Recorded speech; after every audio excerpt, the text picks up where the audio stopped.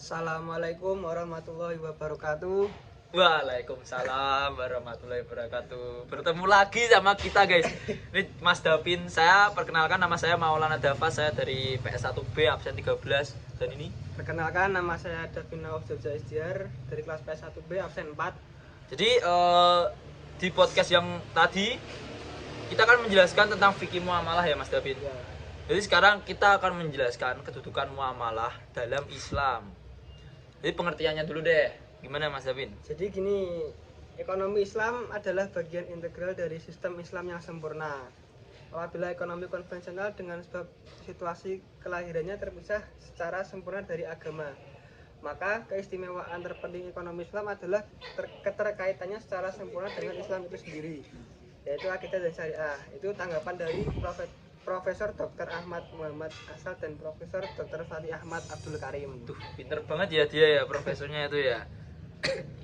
Jadi, Terus berdasarkan ini, maka tidak boleh kita mempelajari ekonomi Islam secara berdiri sendiri yang terpisah dari akidah Islam dan syariahnya. jadi kita kalau mempelajari muamalah itu kita nggak boleh kayak mutusin sendiri ya Mas Ya. Davin ya. Berarti kita harus secara teori gitu ya. Ya. Jadi menurut saya di antara unsur darurat yang tadi dalam masyarakat, manusia adalah muamalah yang mengatur hukum antara individu dan masyarakat. Karena itu syariah ilahiyah datang untuk mengatur muamalah di antara manusia dalam rangka mewujudkan tujuan syariah dan menjelaskan hukumnya kepada mereka. Sesungguhnya tuh dua sisi syariah Islam ialah ibadah dan muamalat. Jadi ibadah dan muamalat itu berkaitan tapi tapi berbeda prinsip kayak yang tadi kita pertama fikih muamalah jelasin tadi Pin. Ya. Jadi keduanya terkait laksana satu tubuh dan keduanya satu tujuan, yaitu dalam rangka ibadah dan ketaatan kepada Allah Subhanahu wa taala. Itu dari Semir Abdul Hamid Ridwan. Jadi Mas Davin, di muamalah itu ada hukumnya. Hukumnya kan fardu ain. Kamu tahu gak fardu ain dalam mempelajari muamalah itu apa aja? Coba seperti Jadi gini dah, fardu ain mempelajari muamalah itu yang pertama, fikih menduduki posisi yang penting dalam Islam. Hampir tidak ada manusia yang tidak terlibat dalam aktivitas muamalah. Karena itu hukum mempelajarinya wajib fardu ain bagi setiap muslim. Kewajiban itu disebabkan setiap muslim tidak terlepas dari aktivitas ekonomi.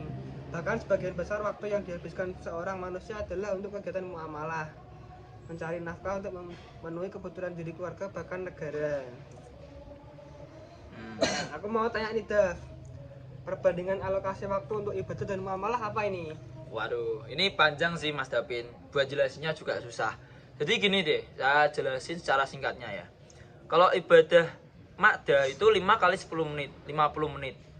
Nah, kalau muamalah itu mencari nafkah atau kerja mulai jam 7 pagi sampai jam 7 malam, 12 jam. Jadi perbandingan dari muamalah sama ibadah itu 1:12. Jadi yang ibadah itu satu materinya ini tuh dibahas saat ustadz saat ini ya, apa kayak ustadz saat ini tuh pada membahasnya tuh yang ibadah itu. Nah kalau yang muamalah itu materinya cenderung diabaikan dalam pengajian. Jadi dalam misalnya kita pengajian itu lebih banyak membahas tentang kajian-kajian yang tentang ibadah, materi-materi tentang ibadah. Nah sekarang nih akibat mengabaikan kajian tentang muamalah deh. Kamu tahu gak apa aja? Itu kan banyak tuh. Jadi akibat mengabaikan kajian muamalah itu, umat Islam tidak memahami fungsi uang sehingga tanpa rasa berdosa mempraktekkan riba di bank, asuransi, pasar modal dan kredit-kredit lainnya. Yang selanjutnya umat Islam ikutan spekulasi mata uang. Terus juga umat Islam ikut-ikutan spekulasi di pasar modal, margin trading, future trading. Umat Islam juga kurang memahami praktek mudharabah, musyarakah, ijarah, mudharabah dan 42 jenis transaksi muamalah lainnya. Yang terakhir, umat Islam tidak paham 25 perbedaan bank Islam dengan bank konvensional. Perbedaan margin, murabah dan bunga.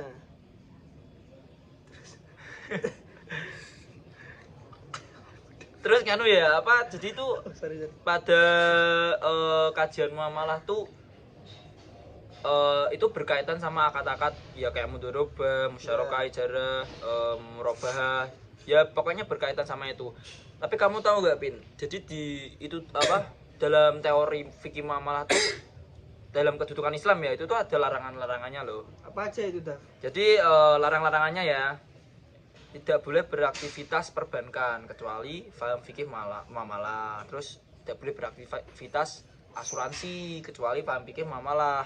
Terus tidak boleh beraktivitas pasar modal, beraktivitas koperasi, tidak boleh beraktivitas pegadaian, tidak boleh beraktivitas reksadana, MLM, dan beraktivitas jual beli kalau tidak mengikuti paham fikih muamalah. Jadi ini yang terakhir nih, Win. Hukum dari fikih muamalah. Tadi kan udah kamu sebutin. Jadi hukumnya tuh kita memahami fikih muamalah itu apa? Jadi memahami hukum muamalah maliyah itu wajib bagi setiap muslim, Daf. Yo ya. Namun untuk menjadi expert atau ahli dalam bidang ini hukumnya fardu kifayah. Berarti kita hanya perlu memahami, tapi kalau kita mau menjadi ahli, kita harus memahaminya secara detail. Jadi seperti itu aja dari saya sama Davin. Wassalamualaikum warahmatullahi wabarakatuh.